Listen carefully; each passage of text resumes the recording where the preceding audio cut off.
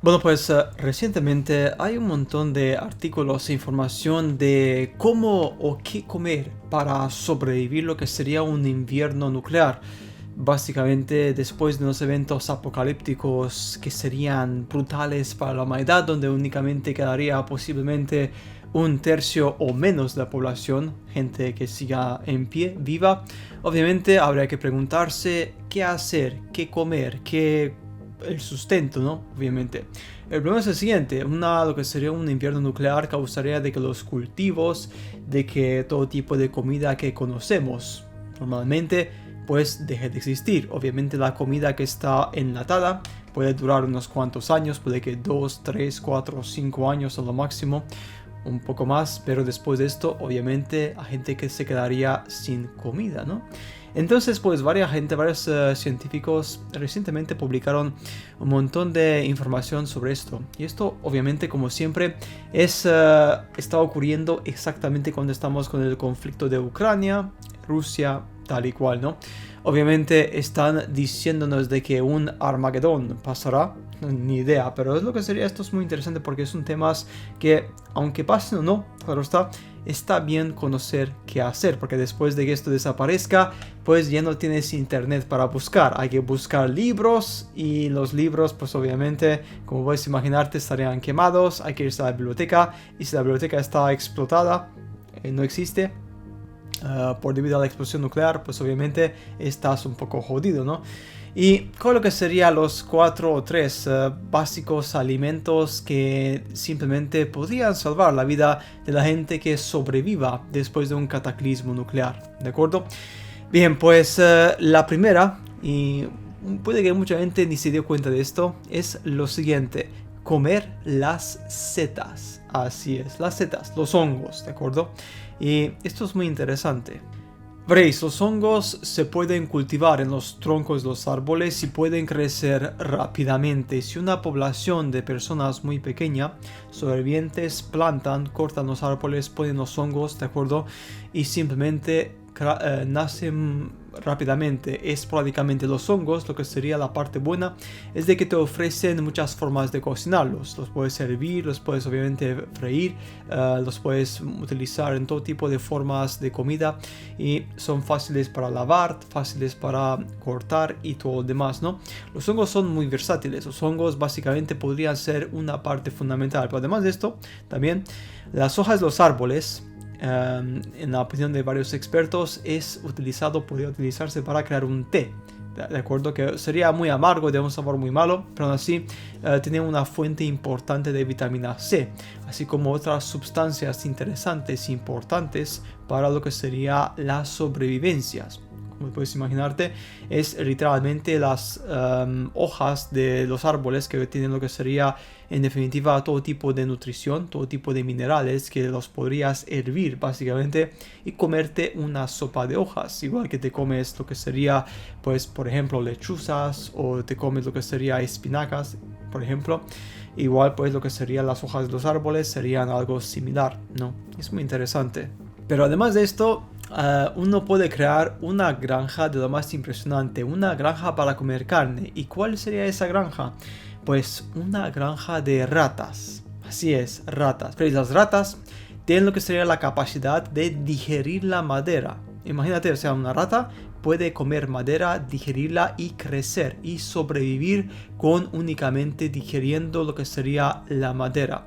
Las ratas se multiplican rápidamente, por lo tanto, literalmente, como habría madera, mucha madera, pudrida, sin pudrir obviamente, porque había todavía bosques, naturaleza, pues con tener únicamente madera que los seres humanos no podemos comer directamente, lo alimentaríamos a las ratas que los digieren, crecen, se multiplican y ya tendríamos lo que sería carne de rata. Muy interesante.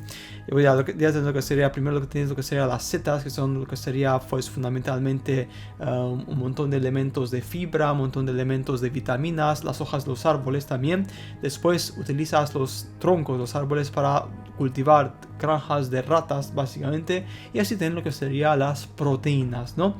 Además de esto también, que hay también pues obviamente insectos, pero no insectos cualquiera. Por ejemplo, que sería unos insectos muy interesantes que se utilizan en otras partes del mundo, que son las lombrices. Bien, las lombrices obviamente quedan muy pocos, o sea, habría pocos porque obviamente para alimentar una población pues obviamente haría falta muchísimos, pero lo que sería también sería una comida de emergencia si los cocinas correctamente, porque tienen lo que sería muchas bacterias y tal y cual, lo que sería en última instancia, la última instancia de todas, si no tienes lo que sería ni ratas, ni setas, ni hongos, pues lo que sería la última alternativa, que me repito, en algunos países africanos por ejemplo se comen hormigas, por darte un ejemplo, ¿no? Las cocinan básicamente y se las comen como al fuego, ¿no? Al fuego con un, que sería pues salteadas, un poco de sal, lo que sea, ¿no?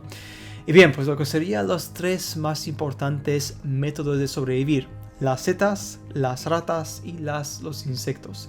También, como dije antes, como añadido para té o para lo que sería un tipo de sopa, lo que sería utilizar las hojas de los árboles como bonus. Muy interesante.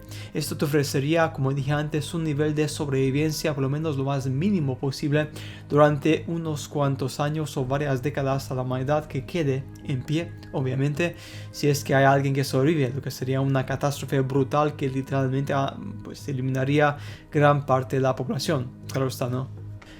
Ahora bien, obviamente es importante saber lo siguiente: no todas las setas son comestibles, esto es importante, o sea, lo que serían las setas hay muchas que son venenosas, otras que no son, por ese motivo es importante saber cuáles son, pero aquí está el problema, porque si no conoces por lo menos un mínimo las setas comunes, pues sería muy complicado lo que sería crear lo que sería unas granjas de setas para tu conocimiento, ¿no?